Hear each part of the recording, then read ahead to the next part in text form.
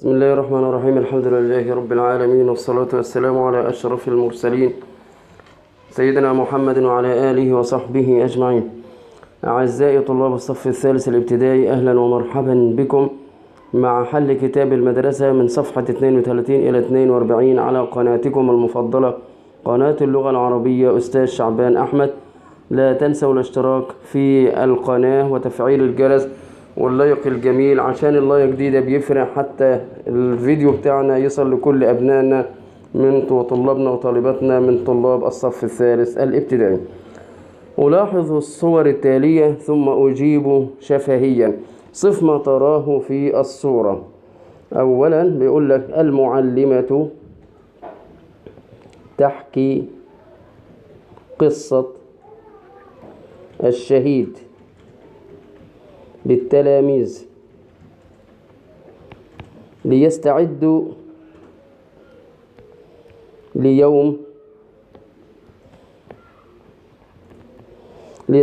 ليوم الشهيد، ويقف التلاميذ أمام المدرسة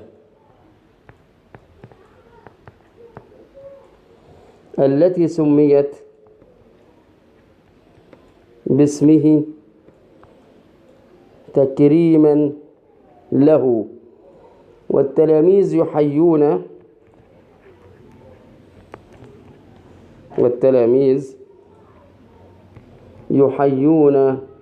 العلم ويرددون النشيد الوطني. بماذا يقف الأطفال بانتظام ليحيوا العلم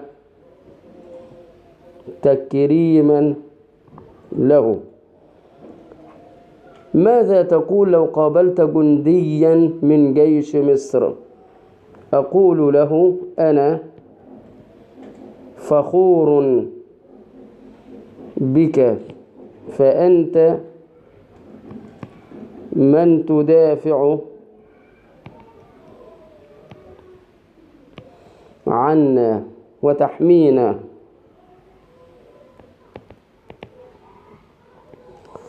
تحدث عن شخص شجاع تعرفه من أسرتك أو قريتك الذي مات شهيدا.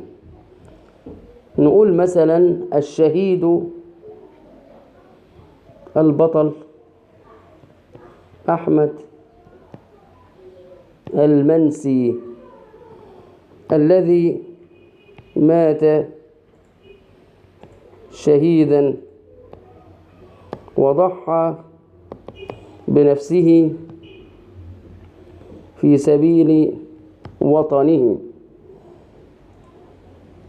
وسميت المدرسة باسمه تكريما له.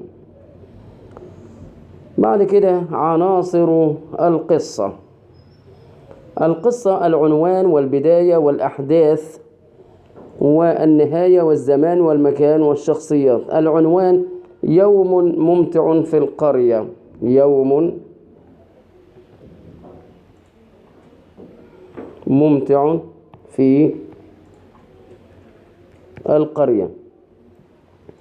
في صباح يوم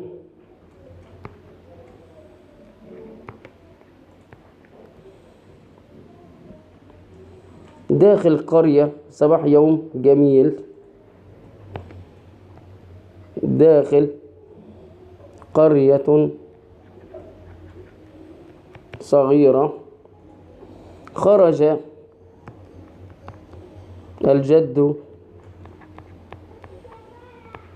مع الأطفال أحمد وجنة ليتجولوا حول البيوت ويتحدثوا عن ويتحدثوا عن التعاون. حكى لهم الجد قصصا عن مساعدة الآخرين، وقال علينا دائما أن نساعد من يحتاج إلينا. ثم فجأة سمعوا صوت طفل يبكي في الشارع المجاور. أسرعوا إليه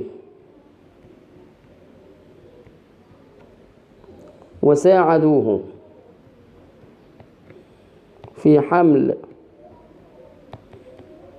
أغراضه، ففرح الطفل وعادوا سعداء إلى منازلهم. بعد كده بيقول لك هنا: هل التزمت بجميع عناصر القصة؟ نعم. رتبت أحداث القصة ترتيبا صحيحا؟ استخدمت كلمات للربط؟ نعم.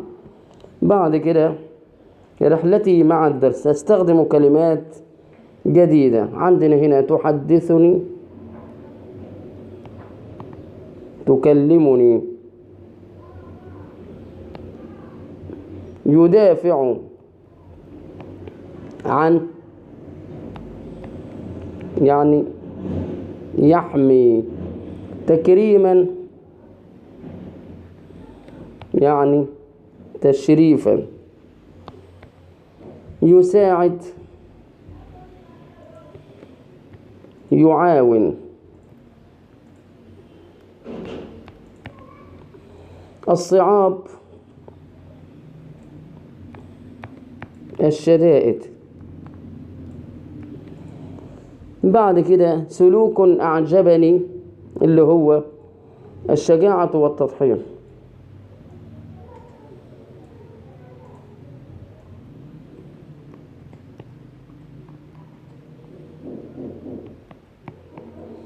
تكريم الأبطال.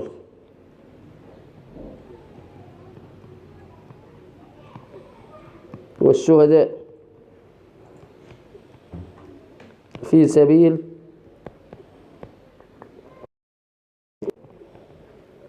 احترام الكبير.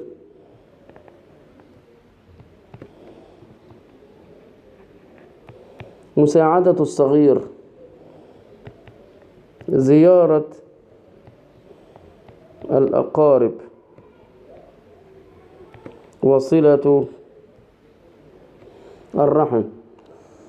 حكاية صورة. اقرأ ثم أجب. ذات صباح اجتمع التلاميذ في فناء المدرسة وشاهدوا صورة كبيرة للجندي الشهيد.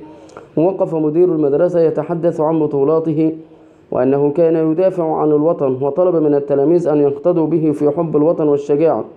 شعر الجميع بالفخر وصفقوا بحرارة، ثم عادوا إلى فصولهم وهم يتحدثون عن قدوتهم. هستخرج من الفقرة كلمة بمعنى يحمي. يحمي يعني يدافع عن، يحمي يدافع عن. جمع فصول. ضع علامة صح وعلامة خطأ. وقف مدير المدرسة يتحدث عن بطولات الجندي، طبعا يتحدث عن بطولاته. وشاهدوا صورة كبيرة للجندي يتحدث عن بطولاته، إجابة صحيحة. طلب المدير من التلاميذ أن يستعدوا جيدا للامتحان، خطأ. طلب منهم أن يقتدوا به في حب الوطن. شعر التلاميذ بالفخر نحو الجندي، شعروا بالفخر، الإجابة صحيحة. من صفات الشهيد الشجاعة. تصفيق التلاميذ دليل على حبهم للشهيد. حدد نوع كل كلمة، اسم أم فعل أم حرف. طبعا رمان اسم، في حرف، يساعد فعل، أو حرف. بعد كده ضع علامة الترقيم المناسبة. ما أجمله، علامة تعجب. رقم باء، من تحدث عن بطولة الجندي، علامة استفهام. 3 صفق التلاميذ بحرارة، نقطة. بعد كده بيقول لك هيا نتعلم كلمات جديدة. تحدثت مع الرفاق عن الدرس جيدا. الرفاق هم الأصدقاء. أشجع أصدقائي يعني أحمس. أظهر احترامي للكبار بالكلام الطيب يعني أبين. ضع علامة صح وعلامة خطأ. التلميذ المهذب يبتسم في وجه أصحابه، إجابة صحيحة. الفوضى تحقق الراحة والسعادة، خطأ طبعا. من علامات الاحترام مشاركة الكبار في الرأي بأدب، الإجابة صحيحة. اختر الإجابة الصحيحة. كلمة تنتهي بنفس نهاية كلمة بابتسام، عندنا باهتمام.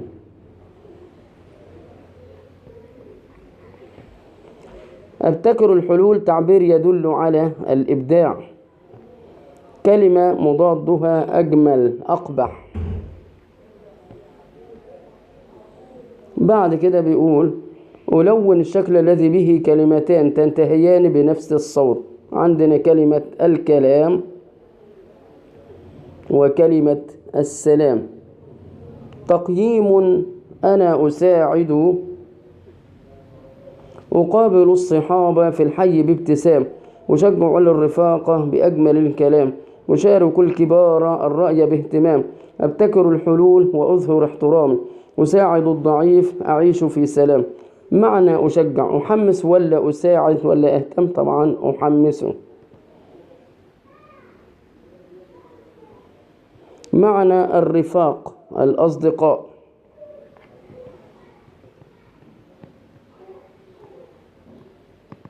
مفرد الحلول، الحيلة ولا الحال ولا الحل؟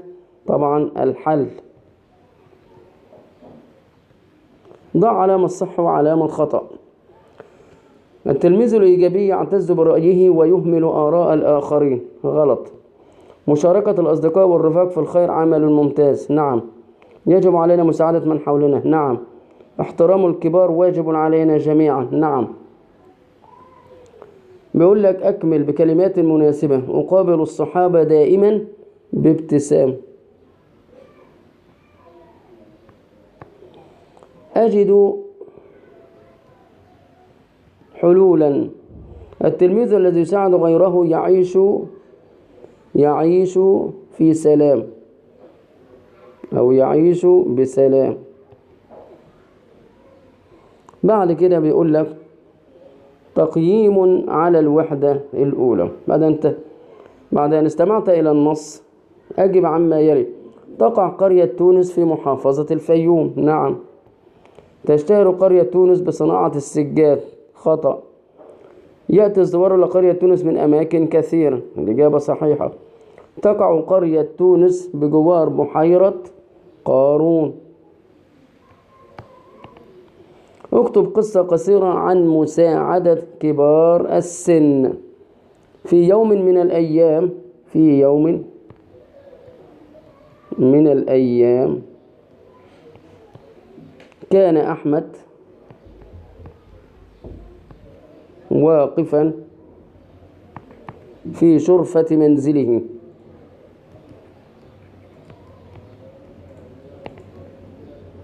فشاهد جاره وهو يحمل حقائب وأغراض كثيرة. لا يقدر على حملها.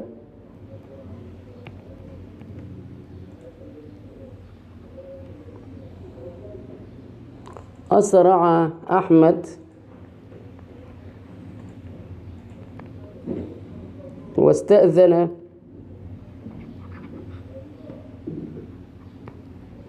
من والده ليساعد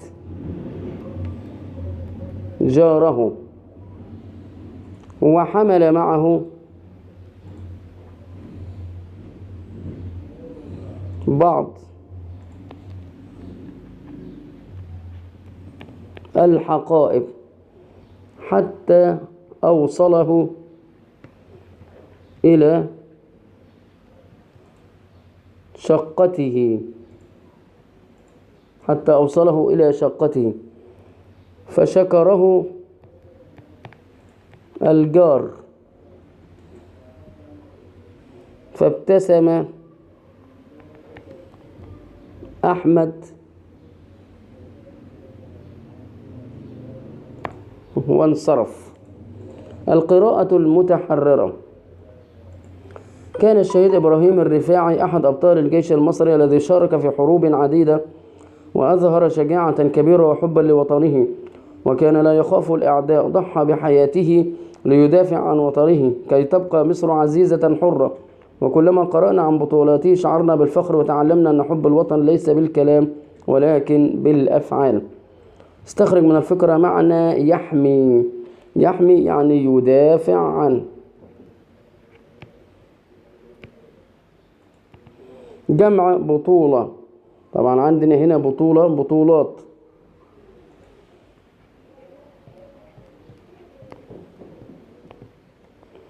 شارك إبراهيم الرفاعي في حروب عديدة. نعم، شارك في حروب عديدة. نعبر عن حبنا للوطن بالكلام وليس بالعمل. طبعا لا، ليس بالكلام. حب الوطن ليس بالكلام ولكن بالأفعال. يبقى الإجابة خاطئة. ماذا تعلمت من قصة إبراهيم الرفاعي؟ أن حب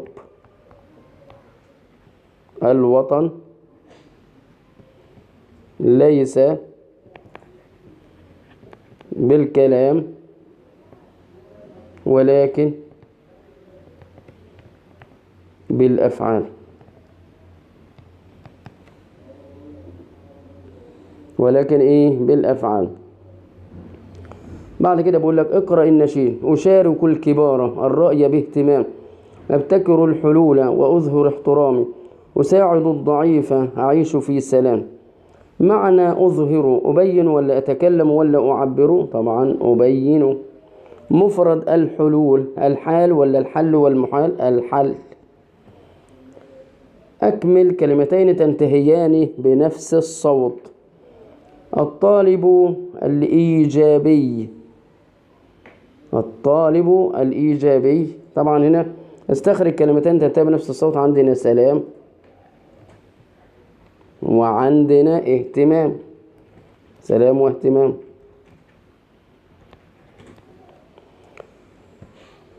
الطالب الإيجابي يساعد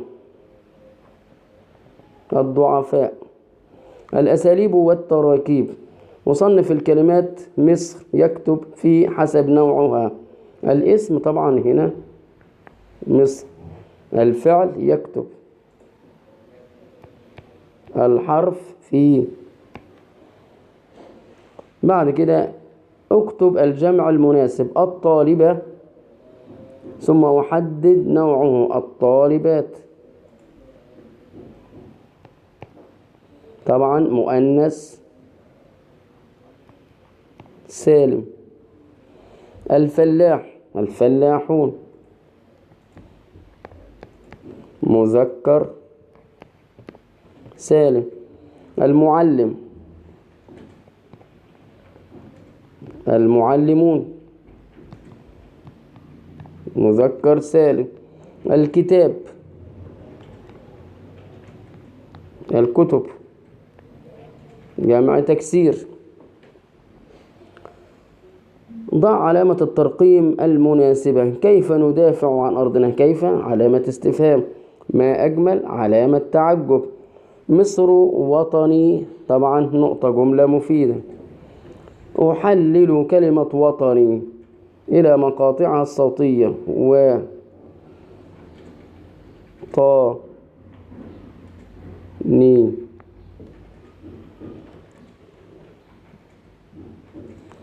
بعد كده إلى هنا نترككم في رعاية الله، والسلام عليكم ورحمة الله وبركاته.